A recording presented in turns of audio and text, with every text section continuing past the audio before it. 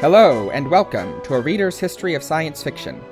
I'm Alex Howe, and this is Season 2, Episode 18.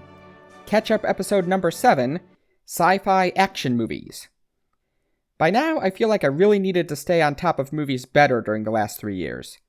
I've still got one more movie catch-up to do after this, and that's just for sci-fi movies. But anyway, this episode will be a summary of recent sci-fi action movies. Of course, there's quite a few of them, and I didn't even watch all of them I could have. I considered watching Chaos Walking, but I wasn't in the mood for a YA dystopia. I could have, if I really wanted to, picked up Firestarter, but just look at the reviews on that. And I was going to watch Finch, but that's an Apple TV Plus exclusive, so I couldn't. Also, honorable mention to Ghostbusters Afterlife, which I did see, but it's more of a supernatural plus particle accelerators kind of story. Still, I think I covered the 4 biggest sci-fi action movies of the pandemic era, which should give us a good overview of the situation. So let's get to it. First, chronologically, was Tenet. In fact, you may recall that Tenet was the first big movie to appear in theaters after the initial COVID lockdowns, in August and September of 2020. That may seem like a questionable move so early in the pandemic, but from a business standpoint, it seemed to have worked. Tenet grossed less than half of what Interstellar and Inception did, and was technically a net loss, but it also grossed more than double Wonder Woman 1984, which was the most watched straight-to-streaming movie of 2020. Anyway, Tenet was Christopher Nolan's latest big project of that year, and it once again showcases his obsession with time. In one sense, this is a more straightforward time travel story than his earlier works, but he does it in a new and interesting way, specifically with a device called a turnstile that inverts an object's entropy so that it moves backwards in time at the normal rate instead of forwards. Well, I suppose they did that in Primer too, where if you want to go back in time, you have to spend that much time in an inverted time stream. But in Primer, you have to spend it in a tiny box. Nothing so dynamic as Tenet. The story begins with a CIA agent known to us only as the protagonist, something of an odd narrative choice in itself, who appears to die during an overseas operation, but is in fact recruited by an organization even more secretive than the CIA, known as Tenet, a reference to the ancient Roman Sator Square, a word puzzle filled with palindromes. The protagonist learns that Tenet has been discovering time-inverted objects around the world, and they believe they are left over from a temporal war in the future. However, when the protagonist is sent to investigate the inverted munitions, he runs into a much more immediate threat. A doomsday device being assembled by Russian oligarch Andrei Sator, who is always a step ahead of them because he is in communication with the future. And if you think that sounds like a paradox, because if he uses it, there wouldn't be a future to communicate with, you'd be right. The central question Tenet asks, that the protagonist asks, is whether we can change things by going backwards and doing them differently. Can a war in the future change the past? Or if we can't change things, why do we act at all when we know the ending won't change regardless? And of course, his partner Neil brushes those questions off and says he believes in reality and to just go with it. Time travel doesn't make sense when you get right down to it, and we just have to accept it. And that I can accept, but there were some other holes in the story. They didn't explain why an inverted bullet kills you worse than a regular one. They said something about inverted radiation, but that doesn't make any sense. Nor did they explain how inverting the whole person with the inverted radiation in them straightens everything out. They didn't explain how a car can crash in reverse when presumably only the driver was inverted. Now, maybe Andre keeps a couple of inverted cars lying around just in case he needs them. In fact, that's probably what must have happened in retrospect, but that wasn't made clear at the time. And they claimed that coming into direct contact with your inverted self could cause annihilation, which is obviously bad. Remember that during the fight scene in Oslo, the inverted protagonist was completely covered. But they didn't say whether that was something they'd just guessed or actually tested, and if so, how. It's true that in quantum physics, antimatter is the same as normal matter traveling backward in time, But since all particles of a given type are indistinguishable, coming into contact with any inverted matter should cause annihilation, not just the same specific particles. Plus, it doesn't square with not being able to change the past. Still, overall, I thought Tenet was decent. Certainly better than Interstellar, don't get me started on that one, and probably on par with Inception. And it was an impressive bit of writing. They took a topic that must have been very difficult to write and choreograph, even more so than regular time travel, and put together a story with it that worked pretty well. I felt like they could have done more with it. The Doomsday device felt like something of a sidetrack, but on the whole, they pulled it off.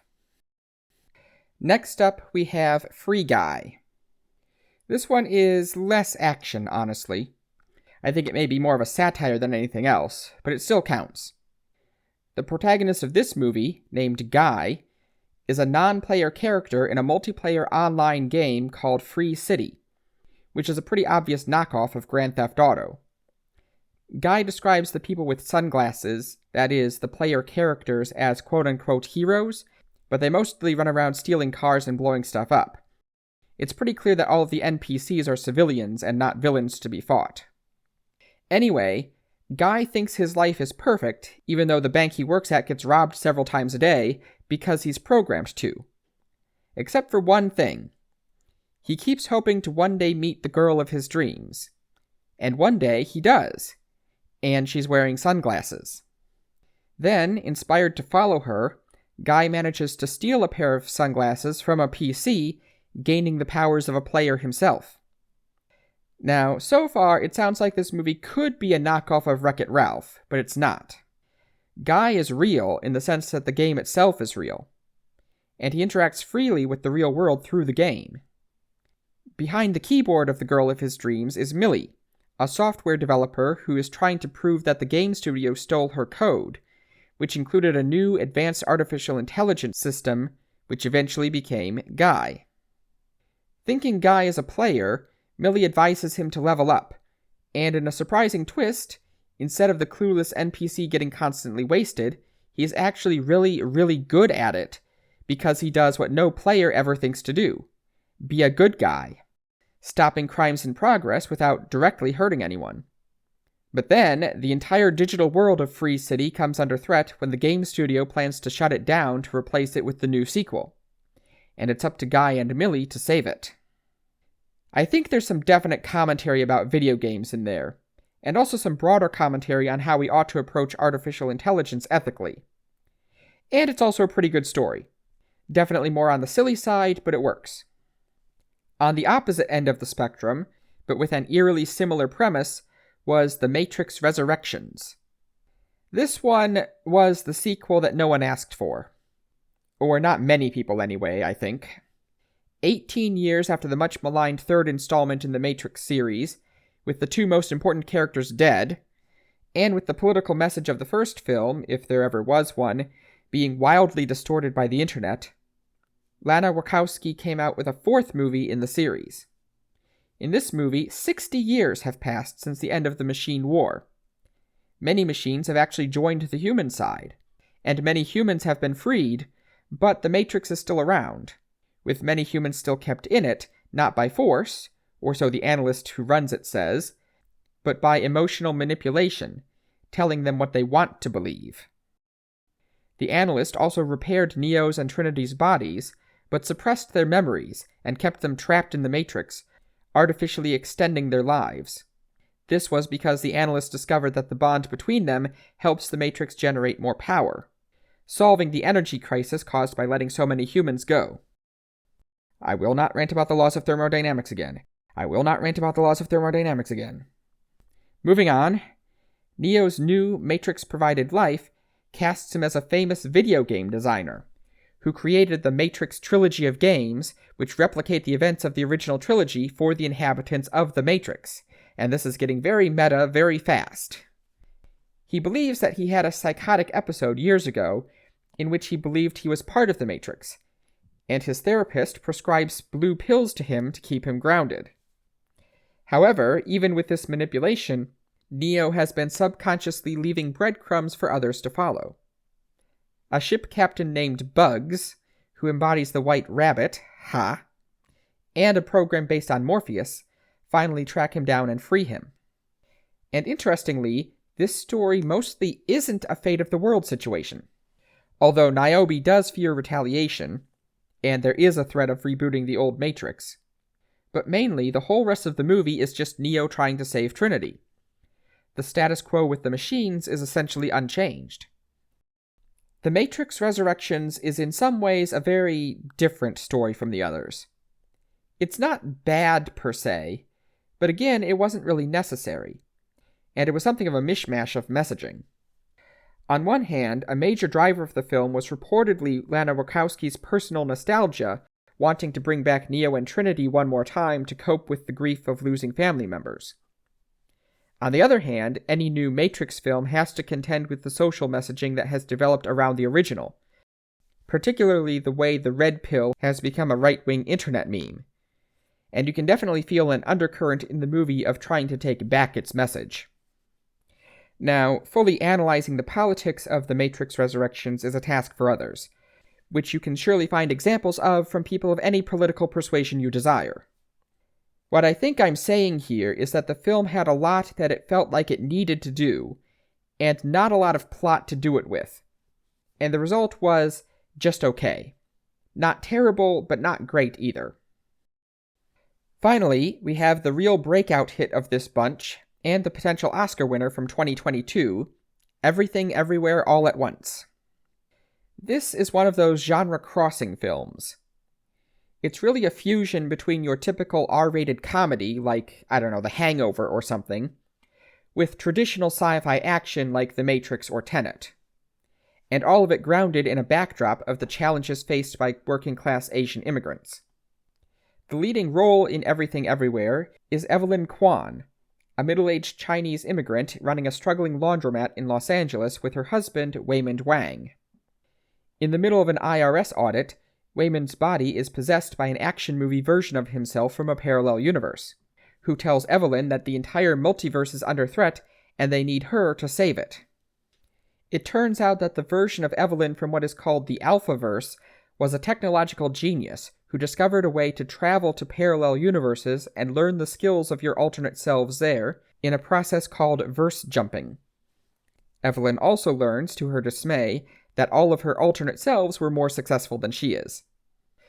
Unfortunately, the Alphaverse's version of her daughter, Joy, had her mind broken by verse jumping and gained the ability to see all of the alternate universes simultaneously, giving her reality-warping powers as the all-powerful Jobu Tupaki, which apparently was just a nonsense name created by the writers. The Alphaverse people believe that Jobu is building, a doomsday device to destroy the multiverse, and they want Evelyn to stop her.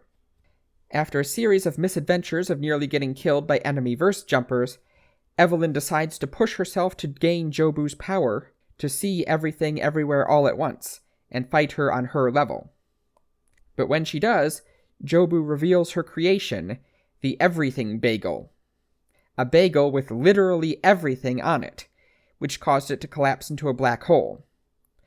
But it's not a doomsday device. She only intends it for herself. Driven to madness by the constant storm of universes around her, Jobu has concluded that nothing matters and just wants it to end. Feeling the same chaos herself, Evelyn has to pull herself out of the same nihilistic trap and also save Joy from it. Once again, it's an interesting turn where it stops being fate of the world stakes halfway through. Now, as I always try to do, I want to look at what these movies say about the state of the genre. And in this episode, I think Everything Everywhere is the key. Perhaps unsurprisingly, because it's Hollywood, the overall results in this episode on that point are a little thin. Tenet is just Chris Nolan being Chris Nolan. Matrix Resurrections is a franchise film fueled by nostalgia. Now, both Matrix Resurrections and Free Guy are AI-centric films, which is something I talked about in the previous catch-up episode, but honestly, these two don't feel quite as cutting-edge as the others I've discussed. They don't have that creepy, AI is all up in your social media vibe that is so catchy these days. But Everything Everywhere All at Once really does feel fresh and new to me. Den of Geek called it the best multiverse film ever. Everything Everywhere does with the multiverse what Doctor Strange and the Multiverse of Madness should have done by playing hard into the zaniness of it. Sure, Doctor Strange encountered the dimension of paint, but that was only on screen for a few seconds. Everything Everywhere had the universe where humans have hot dogs for fingers. The universe where the movie Ratatouille plays out in real life, except with a raccoon in a hibachi restaurant. The universe where Evelyn and Joy are both piñatas, and the many universes where life never developed on Earth, and they're just particularly shiny rocks, communicating in silence via text on the screen. And instead of just being there for flavor, the writers managed to make all of these universes relevant to the plot. The whole thing is very cleverly written, and it doesn't lose sight of the challenging questions it raises. And even though Everything Everywhere did it better than most of the other examples, I think it leads to an overall point about the state of the genre. Multiverse fiction seems to be having a renaissance these days. I think it may be driven in large part by Marvel, which is building its second epic saga around it, along with the separate multiverse in the Spider-Verse movies. And now that I think about it, there's also Rick and Morty, which involves a lot of parallel universes and even deals with the same nihilistic themes as Everything Everywhere. And there's the TV adaptation of The Man in the High Castle, where the characters jump to other alternate histories. There's actually quite a lot of it going on, and the genre is also gradually digging deeper into the themes of it. Now, granted, the multiverse isn't a new concept in sci-fi, even the non-time travel-based multiverse, and even excluding single parallel universes like Star Trek's Mirror Universe. Top of the list, there's the 90s TV series Sliders, and there was Stargate's Quantum Mirror, and a lot of shows had individual episodes about the multiverse, like the Star Trek The Next Generation episode Parallels, and I think I just found my next episode topic. This has been A Reader's History of Science Fiction. This podcast is hosted by Libsyn and is available wherever you're listening to it right now, along with all the other major platforms. For my movie recommendation of the episode, I'm hesitant to pick an R-rated movie because some of my listeners might not be old enough to see it, but Everything Everywhere All at Once really was pretty good, and was also the biggest signpost for the genre out of this batch. So I'm going to be mainstream this time and go with that. And come back for the next episode, where I go in depth to properly discuss multiverse fiction. Thanks for listening.